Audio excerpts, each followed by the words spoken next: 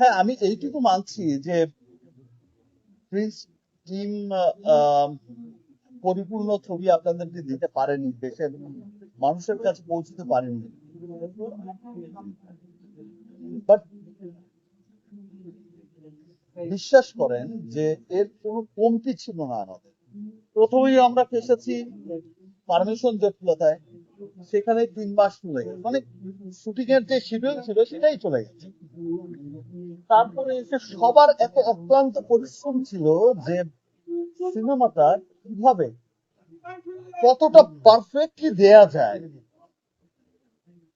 কারণ প্রিন্স নিয়ে মানুষের যেই প্রত্যাশা ছিল, দেখেন প্রিন্স আমি যখন গল্প শুনেছি তখনই আমার মনে হয়েছে যে, এবং যে গল্প যে পরিকল্পনা শুনেছি তখন আমার কাছে মনে হয়েছিল যে এইটা আমার জীবনের এই পর্যন্ত করা সবচেয়ে বড় সিনেমা হবে। বাট হয়তো সময় স্বল্পতার কারণে আমি সেটা করতে পারি। আমি আমার টিমের পক্ষ থেকে, আমার প্রযোজক, আমার পরিচালক, সবার পক্ষ থেকে আমি সরি চাইছি যে আমরা চেষ্টা করব। দেখেন কি বলছে, টেকনিক্যাল সমস্যার কথা বলছে, সিজির কাজটা কথা বলছে, বা কালার, সময়ের দরকার। বাট সময়টাই ছিল না। ঈদের আগ দিন পর্যন্ত আমাদেরকে কাজ করতে হয়েছে রিলিজ দেওয়ার জন্য। আমি নেক্সট সিনেমাগুলোতে নিশ্চয়ই এই বিষয়টা অনেক অনেক খেয়ালে রাখবো যে প্ল্যান এ তো ছিল আমাদের হচ্ছে ইন্ডিয়াতে পুরো লোকেশন দেখা, প্ল্যান বিও যেন রাখি। প্ল্যান এ ক্যান্সেল হয়ে গেল যেন আমরা প্ল্যান বি দিয়েও করতে পারি। এটা আমার ডিরেক্টর দেখেও বলবো। But যত যাই বলুক, যে যাই বলুক, প্লিজ যারাই দেখছেন, আমি রকস্টারের শুটিং এ ছিলাম, সেখান থেকেই দেখছিলাম, রিভিউ দেখছিলাম। 5 দিন মাল্টিপ্লেক্সে ছিলাম না, 5 দিন পরে এসে 22টা শো পেয়েছিস ভাই। 2টা শো পাওয়ার কথা ছিল এত ব্যাড রিভিউর পরে। এটাই হচ্ছে মানুষের ভালোবাসা, এটাই হচ্ছে মানুষের ভালোবাসা। এইরকম যে ভাই আমি আমার পছন্দের মানুষকে হেঁটে যেতে দেখবো, তাতেই হবে, আর কিচ্ছু লাগবে না। আর এই সিনেমায় দেখো আমার আরেকটা কি কেমন ছিল, আমি খুব এক্সাইটেড ছিলাম পারিন। ওরে মাই গড, কি সুন্দর এটা, আমি তো খুব এক্সাইটেড ছিলাম যে আমার দিলরুবা। তারপর আমার একটা নায়িকা তো হয়নি, মিলি, আর আরেকজন তো পরি ফাটিয়েই দিয়েছে, পরি পরি গান শুনি এখন। Very good.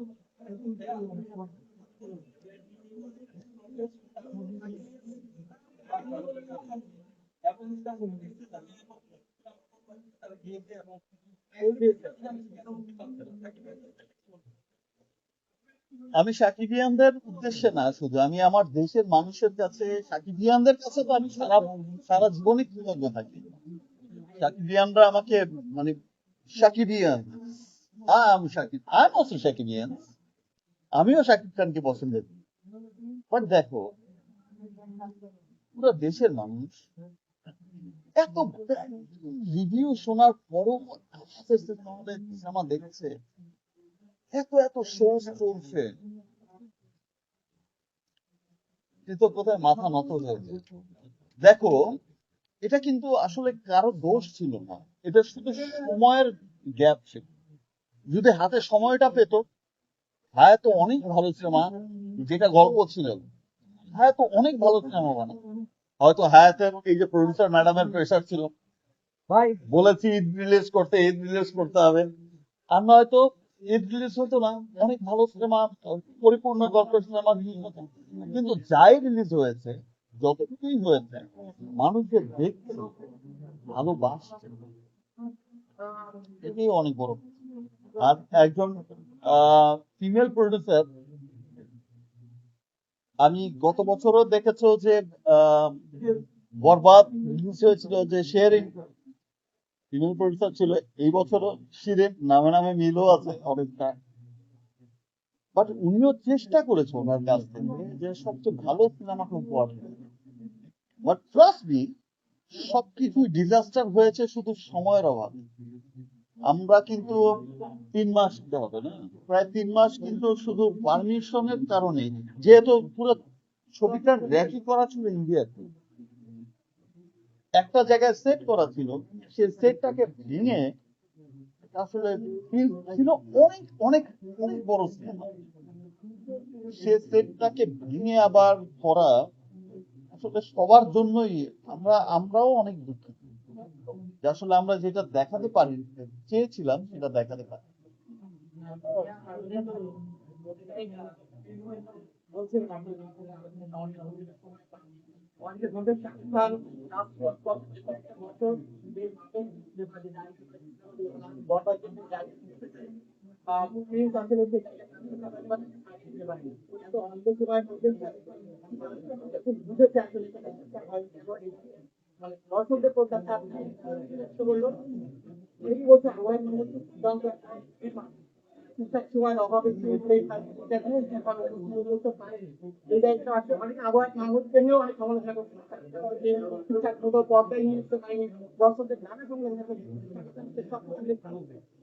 দেখো, হায়াত যে খারাপ নির্মাতা আমি সেটা বলবো না।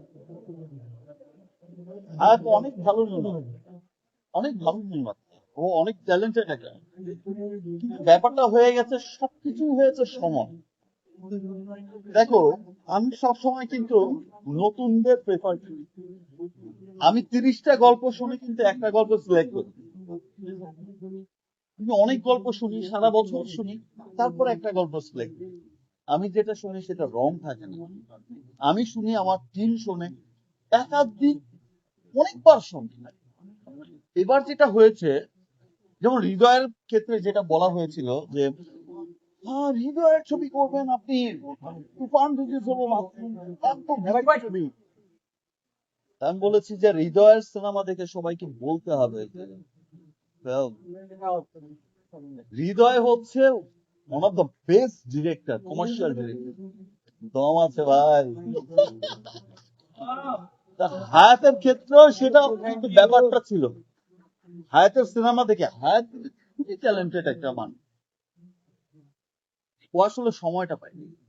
সিরিয়াসলি বললাম, ও যদি সময় পেত, আমিও যদি সময় পেতাম, আমি এই ধরনের মানে কোথায় প্রবলেম হচ্ছে? প্রবলেম হচ্ছে সাউন্ডে, প্রবলেম হচ্ছে সিজিতে, এটা তো ওর কাজ না। প্রবলেম হচ্ছে কালারে, টেকনিক্যালি। এই পারমিশন জটিলতার কারণেই কিন্তু দেখো যে আমাদের যে মূল শিডিউল ছিল, পুরো শিডিউল শেষ হয়ে গেছে। তারপর যা করেছি, আরেকজনের কাছ থেকে চেয়ে চেয়ে এনে শিডিউল করেছে, এবং আমরা ডিটেলিং আসলে শুট করতে পারি। হ্যাঁ, তো পাঠিয়ে দেবে। অনেকে সন্দেহ করছিল বা বলছিল আসলে সাকিব খানের পরবর্তী কাজ হায়াতের সঙ্গে না হওয়ার জন্য। কেন হবে না? নিশ্চয়ই সেটা আরো ভালো করে কাজ কোর্স নিয়ে হবে। আসবে। আমি হায়াতকে দেখেছি, আমি আমার কাছ থেকে দেখেছি, ও অনেক ভালো ছেলে, ও খুব ট্যালেন্টেড একটা। দেখো, এটা আমরাই বুঝে গেছি। আমার প্রথম কোন সিনেমা যেটার আমার শুট করতে হয়েছে ঈদের আগের দিন পর্যন্ত, গান শুট করতে হয়েছে, এই যে ম্যাডামের সাথে এই গান শুট করতে হয়েছে, ঈদের মাত্র বাকি একদিন, গান রিলিজ হবে কি ওকে এইভাবেই, মানে এইরকম ভাবে শুট করতে হয়েছে। তারপরে যে ম্যাডামের সাথে সিনেমা পরিগান করছি, এই পরিগানের সময় হলো কি হয়েছে যে ভাই একদিনে কিন্তু এক শিফটে গান নামাতে হবে। কারণটা কি? টাইম তো নেই, গান রিলিজ করতে হবে। তো একদিনের গানও ম্যাডামের গান তো ম্যাডাম তো পড়েই হয়ে গেছে। সাকিব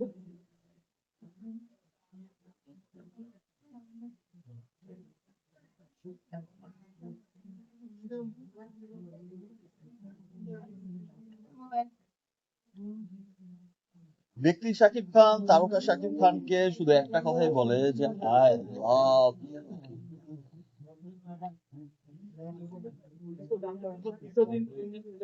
কারণ একটা জিনিস বলি যে আমার দেশ অনেক গরিব দেশ, ছোট্ট দেশ, হ্যাঁ, বাট আমি এইটুকু বিলিভ করি যে আমার দেশে ব্যক্তি শাকিব খান, তারকা শাকিব, যে আমার দেশে একজন শাকিব খান আছে, সেটা আমি খুব প্রাউড করি। এবং আমি আমার দেশের শাকিব খানকে আরো পুশ করতে চাই যে আপনি আরো উপরে যান।